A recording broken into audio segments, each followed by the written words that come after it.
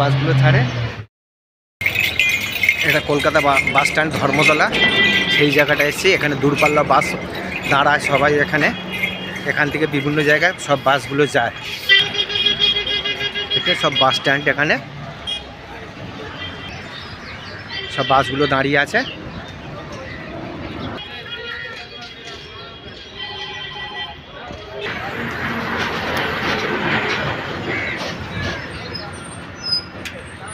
এখানে বিভিন্ন রুটের বাস এখানে পাওয়া যায়, ধরতে পারবেন।